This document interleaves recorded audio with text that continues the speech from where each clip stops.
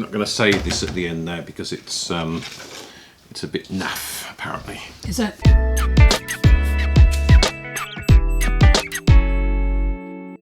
Hello and welcome to Afternoon Tea from Bookends. I'm Gerald. And I'm Anita. And today we're going to be looking back a little on what we did last year and especially looking forward to what we're going to be doing this year and what our aims are. Not really resolutions. Plan. A plan. We have a plan. Do we? Excellent. Apparently. A plan's always good.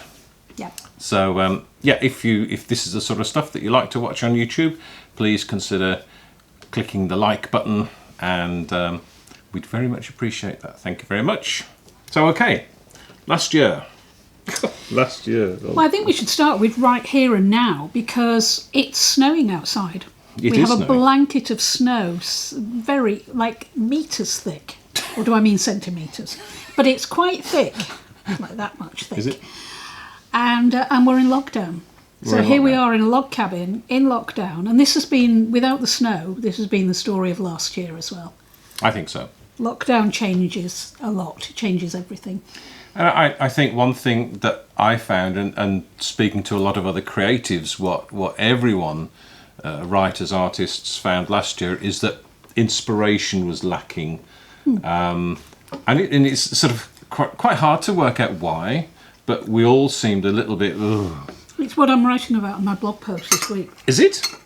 Not so much inspiration is lacking, but the fact that our creativity is from a deep well inside us, but rather than a well, it's like a fast-flowing stream that you dip into when you need it. It never dries up, it's always there, but it does need to keep being refreshed. Okay.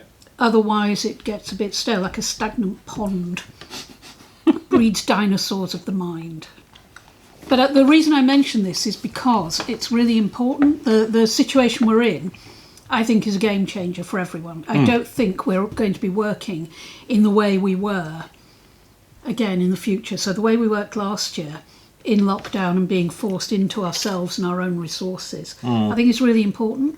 And I think we got quite a lot done last year because we were here and that was our focus. So what we did last year, I developed Writer Support School at Teachable. And also my new blog post, The Stories Behind the Stories. That was a good thing. That was a great thing to do. We devised this Bookends programme. Here we are sitting, continuing it. And we did a bit more work on hard-pressed books. We published books with other people, memoirs mostly, and supported other people to publish books. And we of course, now have an offering on hard-pressed books for other authors. We do. To help them get their books into print. Change of angle. On top of that, we both publish books. I published my first Ruby Sixpence back in February on Leap Day. Ruby Sixpence was born on Leap Day, so I published it on her birthday. And another book in the summer, a rom-com called Divas, Dogs and Dreamers. Right. And in addition to that, I continued with the work I was doing in schools. I managed to get into schools by the final term of the year and developed the Junior Ambassadors Multicultural Programme with other artists in schools. And that was fantastic. And then, of course, right at the end of the year, we got the bridge into this year, which was a grant from the Arts Council, Arts Council England. Gave me a grant to develop another children's programme, which is a month of writing adventure for this year. Okay. And for you? Yeah, I published really the Deceit book. The first of my thrillers came out the year before, back end of 2019. So I followed that up with Wildfire, Meltdown and Corruption. And then a box set of those four. All on Amazon, and I also published last year the first of my body crime books. Is your continuing 20 books to 50k? Yes. And you're on that trajectory now with 4 books down, 1 coming out soon and another one to follow this year. So what's your plan for this year, Gerald? Yeah, my plan for this year is to publish 4 novels. Yeah. I also have In total, I think I have 6, 10, 11 books published now. I've got 4 non-fiction, 2 collections of short fiction, and 5 novels. Right. And so, yes, working towards that sort of 20 books target. I should be publishing a novel, crime novel, every 3 months. So that should be 4 this year. Also, maybe I've got a collection of dark Christmas short stories. Yes. Which didn't get done last year, but is sort of on the way. And also, I'm writing a non-fiction book called The Efficient Novelist. And the idea of that is that I'm going to show people how I write efficiently. Quickly, yes, but with quality. So it's ways I am becoming more efficient at writing novels. Fantastic. I think that'll be really good. Yeah. So my plan is to continue with the book that's been commissioned by the Arts Council, which is A Month of Writing Adventure for Children. That's really exciting because I'm working with an illustrator as well. And then I'm working with a number of artists to take that into schools and do some workshops around it. Some of that will be, some of the programme will be online prompts, and then they'll have a book for daily tasks that they'll do. So that's really exciting. And that makes me think really about writing a children's book. I've got so many ideas for that, and I work with children so much that it'd be really nice to do that. It's not actually in the plan for this year, it might be in the plan for next year. Right, yeah. So for this year, I've got to finish that big project, and the next Ruby, Sixpence, is already well underway. She's about halfway through. Mother of the Bride. Mother of the Bride, I'm changing the name, but that's what it's called so far. It's about the Mother of the Bride, based on personal experience. And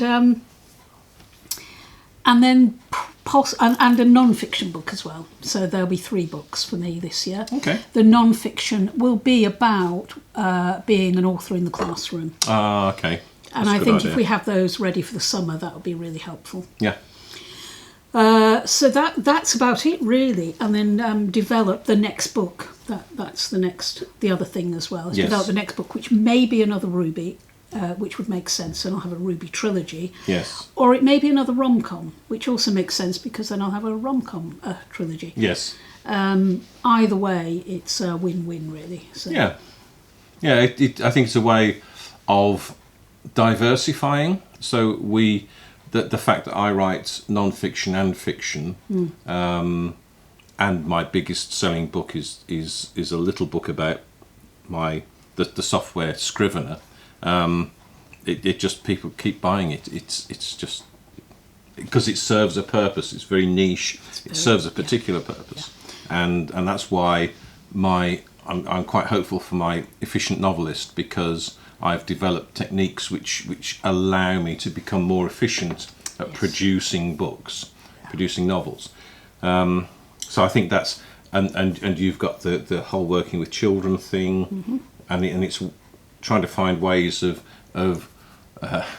as they say, monetizing that, and creating some income from our writing. That's the aim. That's the main aim. And I think we've had a good opportunity in 2020. That's the one thing I'll take away from 2020, is the opportunity to be at home, to not be distracted, and to lay a kind of platform, a springboard for what we're going into. And that's why I feel very positive at the moment, despite all that snow out there and the constant lockdown and the uncertainty about the future. Yeah. I think I feel quite optimistic. Yeah, I think we are ideally suited to being locked down. Really, we work from home. We're always very busy. We tend to work 7 days a week. Less hard at the weekend, but still like this. We're recording this at the weekend. We are, and I'm doing my blog posts on Sunday. Yeah. The thing I miss, I think, is being able to travel, and that thing about going out and refreshing the well of inspiration and ideas. And I think if we could, when we have that back and we can go places, even the simple things suddenly seem quite exciting, like going to a cafe and having a coffee with friends. Suddenly seems really exciting. It happened once, I believe, upon a time. And writing stories of this time. I'm sure there'll be plenty of stories to come out of this time. Maybe not for me, but other people will be writing those stories. So, I feel quite optimistic about it. And once we can get out and start going for a walk on the beach, that would be nice. Yes. And travelling for research as well. So I'm going to have to write another book that needs to travel for research. Not this year. It's not in this plan. Next, the following one. So if you've enjoyed this podcast, please click the like button. We'd appreciate it. And we look forward to seeing you on the next one. Thanks very much. Bye for now. Bye. Bye-bye. You know, the start is a little bit slow. And it then becomes much easier to actually produce, becoming an efficient vlogger. Yeah, we don't probably want to go into that because this is supposed to be 10 minutes. Yes, let's talk about me. It's all about me. Click the like button. Or button. Give us a thumbs up. I'm going to do that again. Go on. I think that's all people need. That's all we need to do. To know.